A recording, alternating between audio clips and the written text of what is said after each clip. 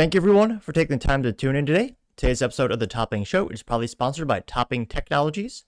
Topping Technologies is an IT value-added reseller and services company with a special proficiency IT security. Heck, I see their founder at least twice a day. Guys, he's quite handsome and brilliant. He's me, see, that's the joke. If you're an IT leader or business owner, you can reach out to the team at sales@toppingtechnologies.com. Also, still giving away a free flamethrower with every IT purchase with Picatinny rail adapter, so you can mount it to any standard AR-15, like all awesome accessories can be. Go to toppingtechnologies.com and click the flamethrower button to learn more and see me shooting a flamethrower. And lastly, trying to get to 6,000 subscribers by the end of the month, so if you can click that button and tell your friends and your enemies, I would greatly appreciate it.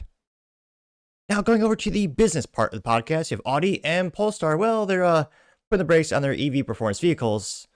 All 18 customers will surely be disappointed. Now, this is brought to us thanks to Car and Driver, specifically Caleb Miller, who's a contributor over there.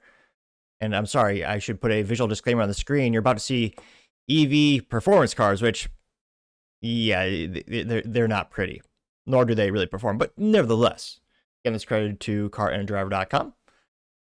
They say, quote, Audi cancels their RS6 e-tron Avant. Polestar delays the 6 Roadster. Damn. I was going to go out and buy one. Obviously not, but they say electric performance vehicles are struggling to capture the attention of enthusiasts, leading Audi and Polestar to reevaluate their plans.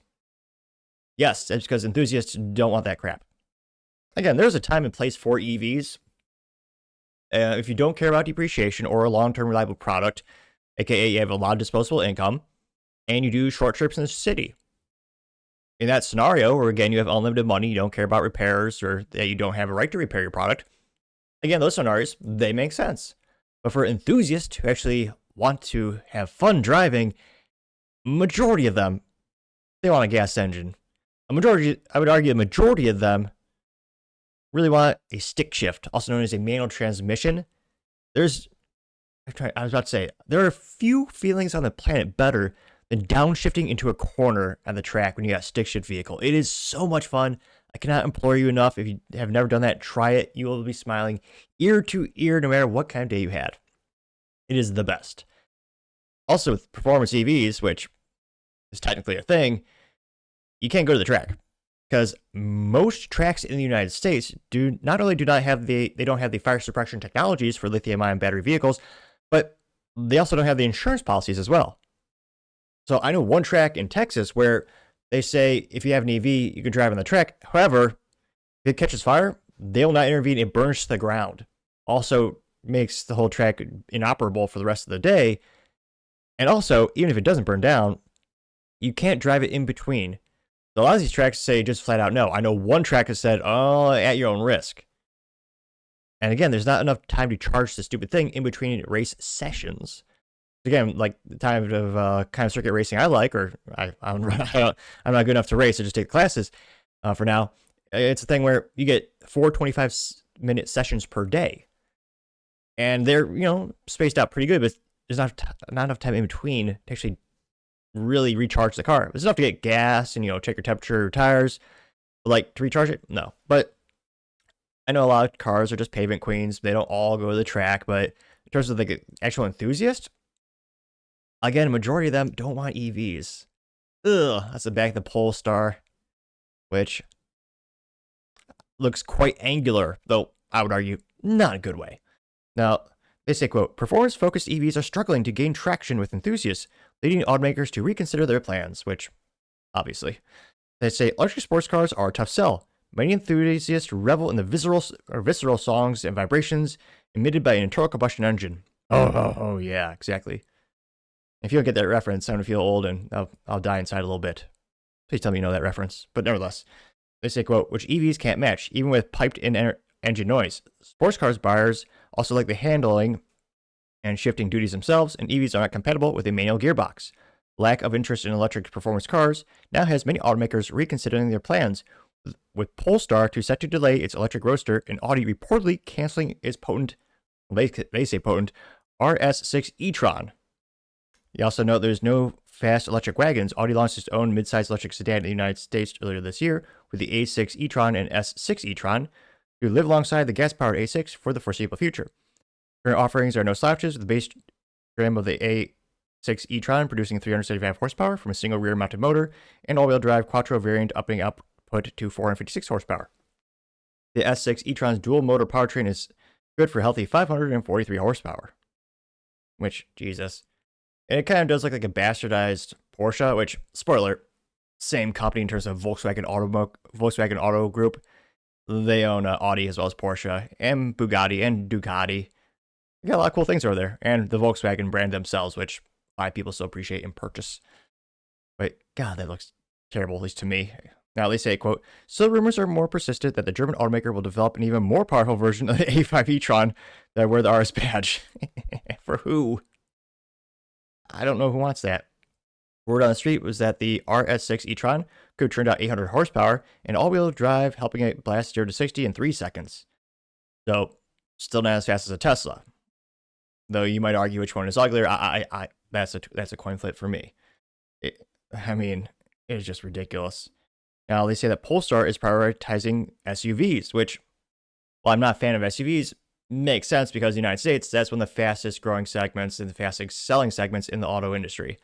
And there you can see the Polestar sports car concept there. They say, again, meanwhile, over in Sweden, Polestar has decided to postpone the launch of its electric roadster, set to be called the Polestar 6, and originally previewed by the Q2 concept from 2022. In an interview with Autocar CEO Michael Lochter said the automaker was instead prioritizing the Polestar 7, a small SUV and successor to the Polestar 2, an electric hatchback that was recently dropped from the US lineup. According to the CEO, Polestar still plans to eventually put the 6 to production, and it'll share a platform with the recently revealed Polestar 5 sedan into production. While it was originally expected to arrive in 2028, Polestar 6 now might not reach dealerships before 2030. This is the most hilarious things. The price points. The Polestar 6 would be incredibly expensive. The Polestar 5 is expected to start at $135,000 and be produced in very low volumes, which that part is accurate, very low volumes, because again, the amount of people who want these things, they're not zero. But what is it, like 10, 13, 15? They say the 7 and next generation 2, meanwhile, will both be high demand models, something Polestar desperately needs as it struggles to get the Polestar 3 SUV and 4 SUV launched in the United States. So again, a lot of these brands are paving away because they're not selling and they also don't make money. Especially without U.S. government subsidies, with the U.S. sunsetting the $7,500 tax credit for EVs. It's the thing where, again, every automaker, but Tesla, to Elon's credit, though again, they also offset some of the things because of carbon emission tax credits, yada, yada. Every automaker loses money on EVs. I mean, Ford loses $4.8 billion a year. They're on track to lose $5.2 billion this year on EVs. They're a fiscal loser. And I argue, again, not fun for the track.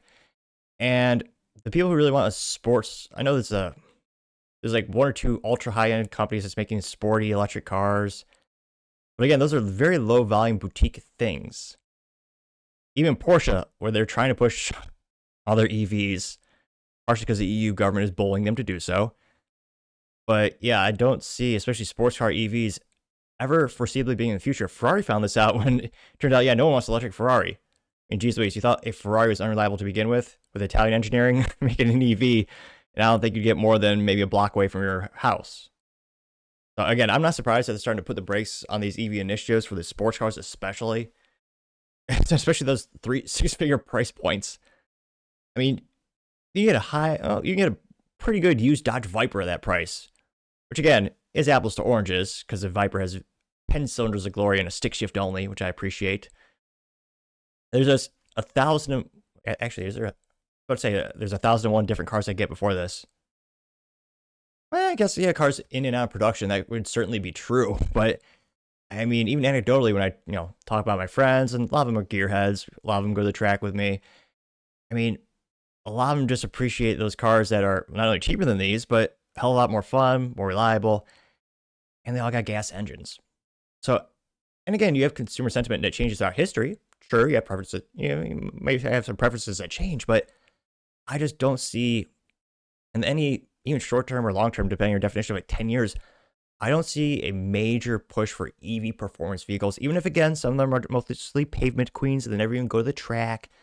In terms of enthusiasts and gearheads, I think for the foreseeable future, it's going to be gas-powered vehicles. But as always, let me know your thoughts and comments because I'd be fascinated to hear what you have to say.